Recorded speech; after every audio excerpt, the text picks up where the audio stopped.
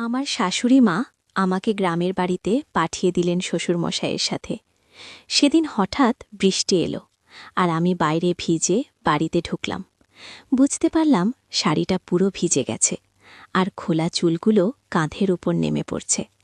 বৃষ্টির জল মুখ দিয়ে গড়িয়ে পড়ছিল, আর ঠান্ডা বাতাসে এক শীতল অনুভূতি হচ্ছিল। বৃষ্টিতে ভেজার অভিজ্ঞতাটা যেন একেবারেই অন্যরকম ছিল। ঘরের মধ্যে মোমবাতির মৃদু আলো আর বাইরের বৃষ্টির ঝিরঝির আওয়াজ পুরো পরিবেশটাকে অসাধারণ করে তুলেছিল। শাড়ি ঠিক করতে করতে আমি শ্বশুরমশাইকে বললাম, বাবা, জানালা আর দরজাগুলো বন্ধ করে দেবেন, নইলে জল ঘরে ঢুকে যাবে। আমার কথা শোনার সাথে সাথে তিনি জানালাগুলো বন্ধ করে দিলেন, কিন্তু তার দৃষ্টিটা কিছুক্ষণ আমার উপর স্থির ছিল। তিনি কিছুক্ষণ আমাকে দেখলেন, সম্ভবত দেখছিলেন আমি পুরোপুরি ভিজে গেছে কিনা। আমি তারই দেখাটা অনুভব করলাম, কিন্তু কিছু না দেখার ভান করে বললাম, বাবা, মোমবাতিটা নিয়ে উপরের ঘরে চলুন, যেন আমি কাপড়টা বদলাতে পারি আর একটু আরামে বসতে পারি। শ্বশুরমশাই কিছুক্ষণ পরে তার দৃষ্টি সরিয়ে নিয়ে বললেন, ঠিক আছে বৌমা, চলো উপরের ঘরে যাই। আমরা দুজন উপরের ঘরে গেলাম। তারপর আমি বাথরুমে গিয়ে বাবাকে ডেকে বললাম, বাবা, এখানে এতগুলো কল কেন খোলা রাখছেন আপনি? এখানে দেখুন এবং জল বন্ধ করুন। বাবুজি বাথরুমে এসে নলগুলো বন্ধ করতে লাগলেন। ঠিক তখনই আমার পা হঠাৎ ফুসকে গেল, আর বাবুজি আমাকে তখনই ধরে ফেললেন। আমার মনে তখন বেশ অস্বস্তি হচ্ছিল, কিন্তু আমরা দ্রুত পরিস্থিতি সামনে নিলাম। শ্বশুরমশাই আমাকে বাথরুমে খেয়ে, বন্ধুরা, আজকের গল্পটি আরও স্পেশাল, কেউ মিস করো না, এবং দয়া করে গল্পগুলো ভালো লাগলে ভিডিওটি লাইক, শেয়ার এবং চ্যানেলটি সাবস্ক্রাইব করো প্লিজ। যাই হোক, এমন সময় আমার শাশুড়িমার ফোন এলো।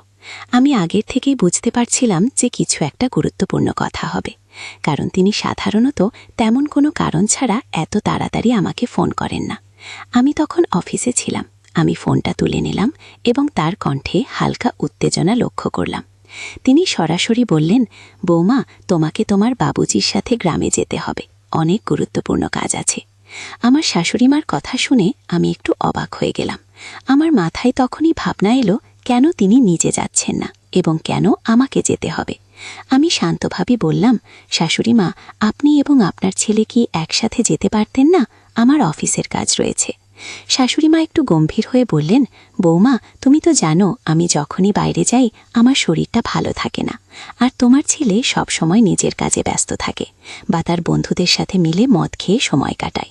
ওকে বোঝানোর চেষ্টা করেও কোনো লাভ হয় না, তাই আমি তোমার উপরই ভরসা করি। বৌমা, তার কথায় একটা সত্যতা ছিল। আমার ছেলে সত্যিই তার বন্ধুদের সাথে সময় কাটাতে বেশি পছন্দ করতেন, আর বাড়ির কাজের ব্যাপারে তার কোনো আগ্রহই ছিল না। পরিস্থিতি বুঝে আমি শাশুড়িমাকে বললাম, ঠিক আছে শাশুড়িমা, আপনি যেমন চান। শাশুড়িমা তখন শান্তভাবে বললেন, বৌমা, তোমাকে প্রপার্টির কাজ দেখার জন্য যেতে হবে, এটা খুবই জরুরি, আর তুমিই ঠিকভাবে সামনে নিতে পারবে। বাবুজির সাথে সোমবার থেকে বুধবার পর্যন্ত সেখানে থাকলেই চলবে। বৃহস্পতিবার কাজ শেষ করে তুমি শুক্রবার বা শনিবার বাড়ি ফিরে আসতে পারো। আমি তাকে আশ্বস্ত করে বললাম, ঠিক আছে শাশুড়িমা, আপনি চিন্তা করবেন না, আমি বাবুজির সাথে চলে যাব। আমি দ্রুত সিদ্ধান্ত নিলাম এবং ভাবতে লাগলাম যে গ্রামের বাড়িতে যাওয়া আমার জন্য একটি নতুন অভিজ্ঞতা হতে পারে। আসলে অনেক দিন ধরেই আমি বাড়ি আর অফিসের কাজের মধ্যে আটকে ছিলাম, তাই একটা বিরতির প্রয়োজন অনুভব করছিলাম। শাশুড়িমা ঠিকই বলেছিলেন, গ্রামের বাড়িটা বেশ বড় এবং সুন্দর ছিল। হয়তো এই পরিবর্তন আমার জন্য একটু নতুনত্ব নিয়ে আসবে। তো বন্ধুরা, এবার আমি আপনাদের আমার বাবুজির ব্যাপারে বলি, মানে আমার শ্বশুরমশাইয়ের ব্যাপারে। আমার শ্বশুরমশাইয়ের বয়স প্রায় ৭০ বছর হবে, কিন্তু এই বয়সেও তিনি বেশ শক্ত, সমর্থ এবং পরিশ্রমী। আমাদের ব্যবসা শুরু থেকেই ভালোই চলেছে, তাই আমাদের পরিবারে কোনো কিছুর অভাব নেই। আমাদের বাড়িতে গাড়ি, চাকর-বাকর এবং বড় একটা গ্রামের বাড়ির ছবি আছে। আমার একটা মেয়ে আছে, তবে সেই টেস্ট টিউব পদ্ধতির মাধ্যমে জন্মেছে।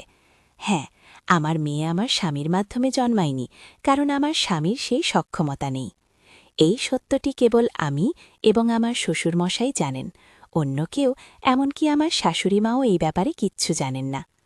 যখন শাশুড়িমা আমাকে গ্রামের বাড়িতে যেতে বলেছিলেন, আমি ভেতর থেকে একটু খুশি হয়েছিলাম। সেদিন রাতেই আমি পরের দিন গ্রামের বাড়িতে যাবার প্রস্তুতি নিতে শুরু করলাম। এরপর আমি আমার শ্বশুরমশায়ের ঘরে গেলাম। আমাদের বাড়িতে সবসময় একটা নিয়ম ছিল যে মহিলারা বাড়ির ভেতর মাথায় শাড়ির আঁচল জাগবে। আমাদের বাড়ির নিয়ম ছিল যে কোনো পুরুষের সামনে মাথার আঁচল ছাড়া থাকা ঠিক নয়। হ্যাঁ, আমি নিজেকে এক সংস্কারী বৌমা হিসেবে গর্ব করি। আমি তখন আমার শ্বশুরমশায়ের ঘরে প্রবেশ করলাম, কিন্তু দেখলাম তিনি তখন বই পড়ছেন। আমি বললাম, বাবুজি, বইটা বেশিক্ষণ পড়বেন না, কাল আমাদের খুব সকালে গ্রামের বাড়ি রওনা দিতে হবে। আপনি তো নিজে এটা আমাকে বলেছিলেন। আমি শ্বশুরমশায়ের ব্যাগেও কিছু প্রয়োজনীয় জিনিস রেখেছিলাম, তবে তখন লক্ষ্য করলাম তার মনোযোগ অন্য কোথাও ছিল। তিনি বইয়ের দিকে না তাকিয়ে অন্যদিকে দেখছিলেন। একটা বিষয় বলা হয়নি, আমার নাম প্রিয়া। আমি একজন সাধারণ কিন্তু আত্মবিশ্বাসী নারী, যে একটি সুশীল পরিবার থেকে এসেছে। আমার বয়স ৩০ বছর, উচ্চতা ৫ ফুট ৩ ইঞ্চি এবং আমি একটু স্বাস্থ্যবান। আমার গায়ের রং ফর্সা। আমি যখন শাড়ি পরি সেটা অনেকটা একটা মডেল বিপাশা বসু স্টাইলে পরিলোকের দৃষ্টি আমার দিকে আটকে যায়। আমি এসব বলছি যাতে আপনি আমার কল্পনা করতে পারেন এবং আমার গল্প পড়ার সময় আমার চেহারা আপনার মনে স্পষ্টভাবে ফুটে ওঠে। আমি একজন সাধারণ মেয়ে, যে পরিবার ও সমাজের নিয়মের মধ্যে জীবনযাপন করছি। কিন্তু এবার গল্পে কিছু একটা আলাদা ঘটেছে, এমন কিছু যা আমার জীবনে এক নতুন মোড় নিয়ে এসেছে, যা আমি কখনো স্বপ্নেও ভাবতে পারি না। আমরা দুপুরের পর একটু দেরিতে রওনা হলাম। আমরা গাড়িতে যাচ্ছিলাম আর আমার শ্বশুরমশাই গাড়ি চালাচ্ছিলেন। ট্রাফিকের কারণে আমরা সন্ধে 7:30টার দিকে গ্রামে পৌঁছালাম। সেখানে আমাদের একটি ছোট্ট সুন্দর বাড়ি আছে, যা একটি ছোট্ট পাহাড়ের উপরে অবস্থিত। যদিও পাহাড়ে অবস্থিত, গাড়ি সহজেই সেখানে যেতে পারে। বাড়িটি একতলা, চারপাশে সুন্দর পাহাড় আর ঠান্ডা বাতাস বইছিল। আমাদের কিছু আত্মীয় সেখানে ছিল, তাই তারা আমাদের রাতের খাবারের জন্য আমন্ত্রণ জানিয়েছিল। সেখানে আমাদের বাড়ি দেখাশোনা করার জন্য সুনীল নামের একজন কর্মচারীও ছিল, কিন্তু তার বাড়ির কোনো একজনের শরীর খারাপ হওয়ায় সে পরদিন সকালে বাড়ি ফিরতে চাইছিল, আর শ্বশুরমশাই তাকে গ্রামের বাড়িতে যাবার অনুমতি দিয়েছিলেন। বাইরে তখন বৃষ্টি হচ্ছিল, আর আমরা আত্মীয়ের বাড়িতে রাতের খাবার খেতে গেলাম। আমরা খাওয়া দাওয়ার সব আয়োজন সেখানেই করেছিলাম। কিছুক্ষণের মধ্যেই আমার বড় শাশুড়ি মা এলেন এবং আমাদের মধ্যে কিছু পারিবারিক আলোচনা হলো, যা সাধারণত পরিবারে হয়ে থাকে। সেই রাতে বড় শাশুড়ি মা আমাদের বাড়িতেই থেকেছিলেন। আমার শ্বশুর মশাই এবং বড় শাশুড়ি মায়ের স্বামী একসাথে তাদের বাড়িতে মধ্যাহ্ন করছিলেন, এবং এভাবেই আমাদের রাত কেটে গেল। সোমবার এভাবেই শেষ হল। পরের দিন মঙ্গলবার শ্বশুরমশাই তার কাজে বেরিয়ে গেলেন, আর আমি বড় শাশুড়ি মায়ের সাথে ছিলাম। সেই রাতে আমরা বড় শাশুড়ি মায়ের বাড়িতে রাতের খাবার খেলাম, এবং আমার শ্বশুরমশাই আবারও বড় শাশুড়ি মায়ের স্বামীর সাথে বসে মদ্যপান করছিলেন। আমার শ্বশুরমশাইও মদ্যপান করেন, তবে তিনি আমার স্বামীর মতো অতিরিক্ত পান করেন না। কিছুক্ষণ পর শ্বশুরমশাই বললেন, বৌমা, আমি বাংলার দিকে যাচ্ছি। বড় শাশুড়ি মা বললেন, আপনি যান, আমাদের আরও কিছু কথা আছে।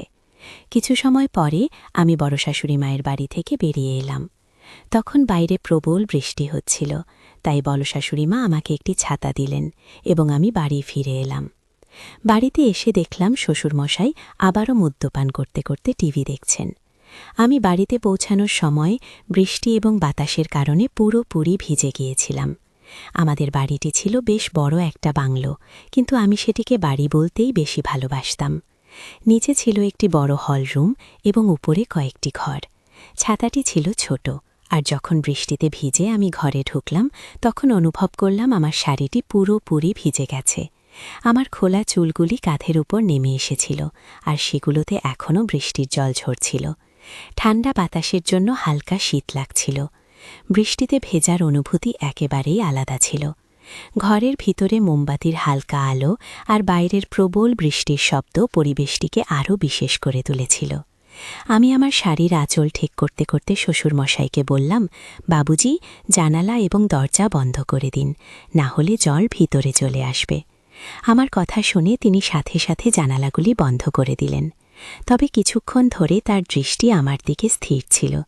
তিনি আমার দিকে তাকিয়েছিলেন, যেন দেখার চেষ্টা করছিলেন আমি সম্পূর্ণ ভিজে গিয়েছি কিনা। তার সেই নজর আমার একটু অস্বস্তি লাগল। আমি সেটাকে উপেক্ষা করে বললাম, বাবুজি, মোমবাতি নিয়ে উপরের ঘরে চলুন, যাতে আমি কাপড় পরিবর্তন করে একটু বিশ্রাম নিতে পারি। কিছুক্ষণ পরে শ্বশুরমশাই তার দৃষ্টি সরিয়ে নিলেন এবং সম্মতি জানিয়ে বললেন, ঠিক আছে বৌমা, চলো উপরে যাই। আমি এবং শ্বশুরমশাই উপরের ঘরে চলে গেলাম। এরপর আমি বাথরুমে ঢুকে বললাম, বাবুজি, এখানে এতগুলো পানির ট্যাপ কেন খোলা আছে? আপনি একটু দেখুন এবং এগুলো বন্ধ করে দিন, না হলে এভাবে পানিগুলো অপচয় হচ্ছে। শ্বশুরমশাই বাথরুমে এলেন এবং ট্যাপগুলো বন্ধ করতে শুরু করলেন, কিন্তু হঠাৎ করে শাওয়ার চালু হয়ে গেল আর আমি আবারও ভিজে গেলাম।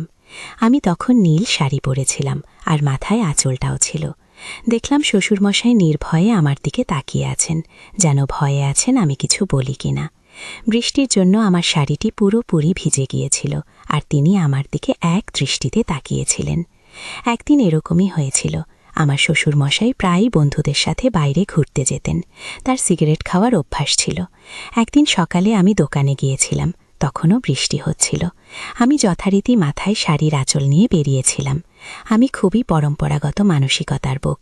ছাতা নিয়ে দেখলাম শ্বশুরমশাই রাস্তার পাশে দাঁড়িয়ে আছেন।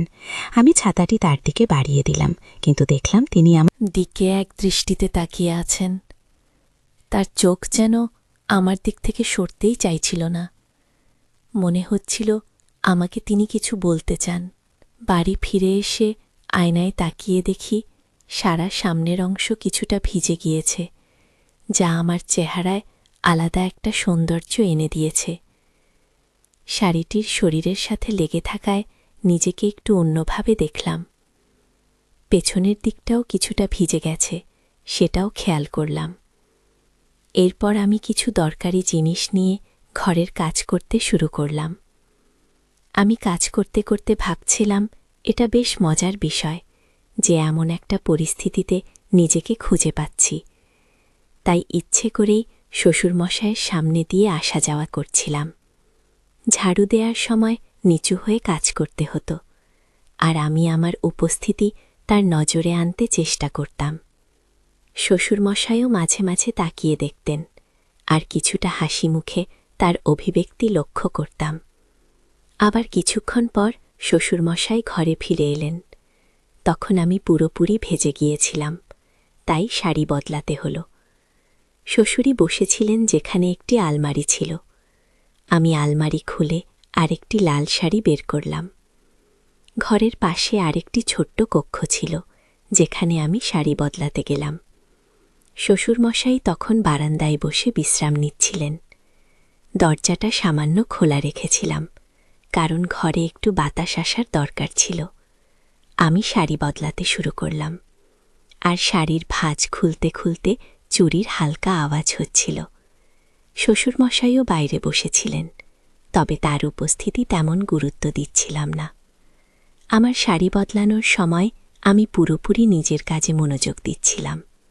যদিও ঘরের পরিবেশে একটা অন্যরকম মৃদু অস্বস্তি টের পাচ্ছিলাম, কিন্তু এটিকে খুব সাধারণভাবেই নিলাম এবং কাজ চালিয়ে গেলাম। আমি লক্ষ্য করছিলাম বাবুজি তখন বারান্দায় বসে বিশ্রাম নিচ্ছিলেন।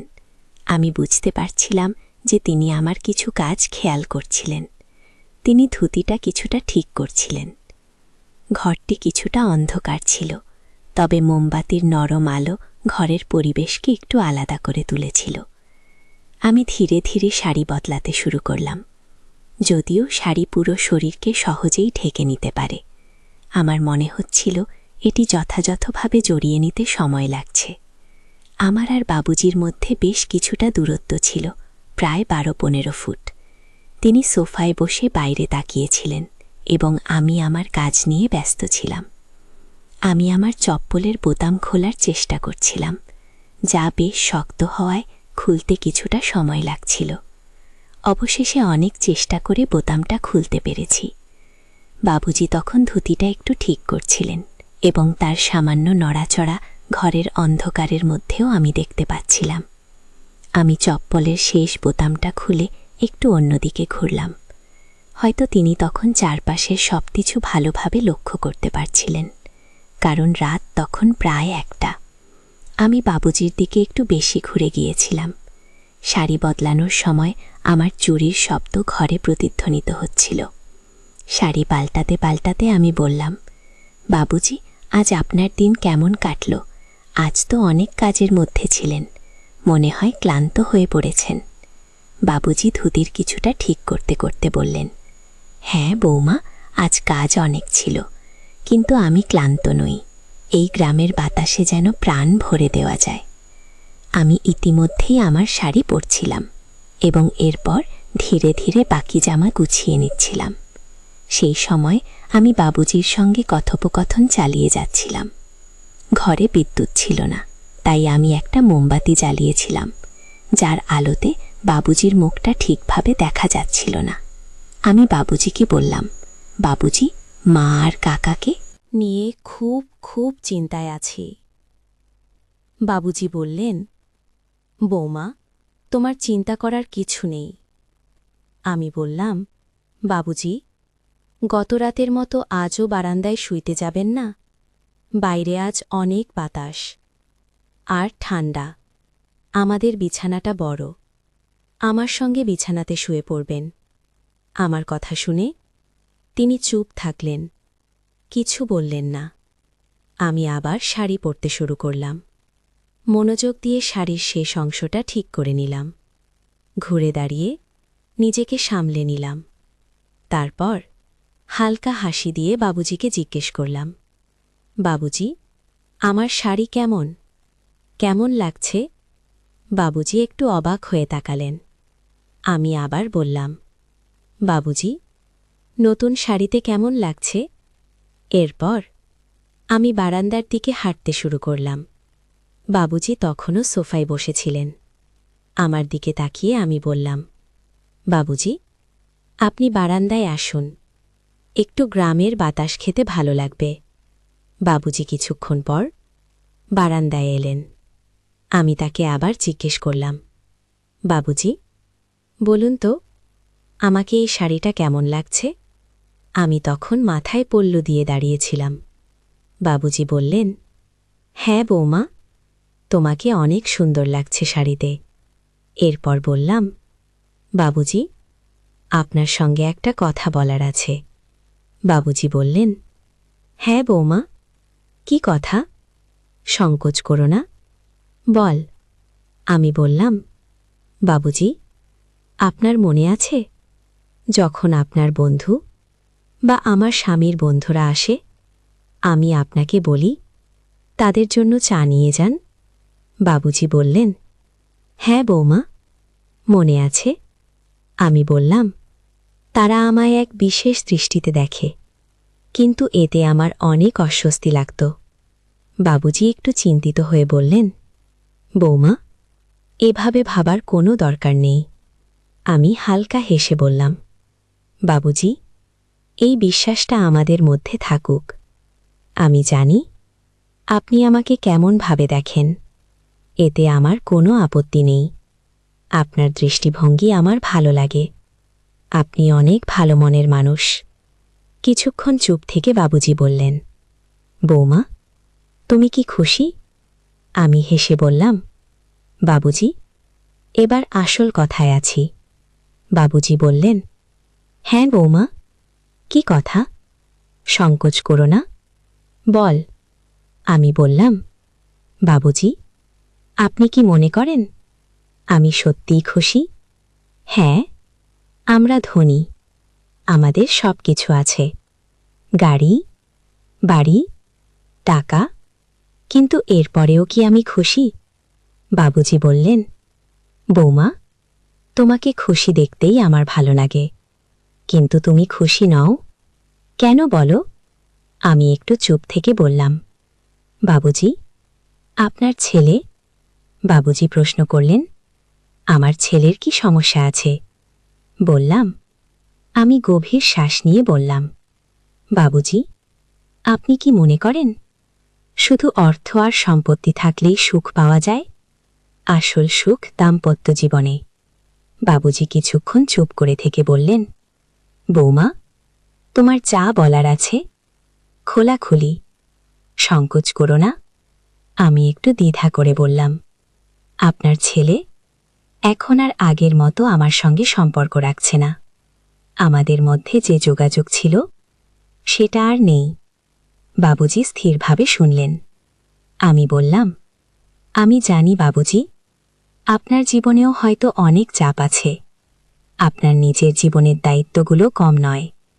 বাবুজি তখনও শান্তভাবে শুনছিলেন। আমি বললাম, আপনাকে সবসময় খুব শান্ত দেখি, কিন্তু আমি বুঝতে পারি আপনারও হয়তো কিছু অনুভূতি আছে যা আপনি প্রকাশ করেন না। বাবুজি আমাকে দেখে একটু নার্ভাস হয়ে পড়লেন। তারপর হঠাৎই গম্ভীর হয়ে বললেন, বৌমা, তুমি কেমন কথা বলছ? আমি কখনো এমন কিছু ভাবিনি। আর না, তোমাকে সেই চোখে দেখিনি। তুমি তোমাদের পরিবারের মান সম্মান, আর আমি সবসময় তোমার প্রতি শ্রদ্ধা এবং সম্মানের দৃষ্টিতে তাকিয়েছি। আমি একটু ঘাবড়ে গেলাম, কিন্তু আমার কথা চালিয়ে গেলাম। বাবুজি, জি, আমি এসব কথা বলছি কারণ মাঝে মাঝে মনে হয় আমরা আমাদের সম্পর্কগুলো নিয়ে খোলাখুলি কথা বলতে পারি না। আপনি আমাকে খুব সম্মান করেন, কিন্তু কয়েকবার আপনার চোখে কিছু আলাপাবে দেখেছি।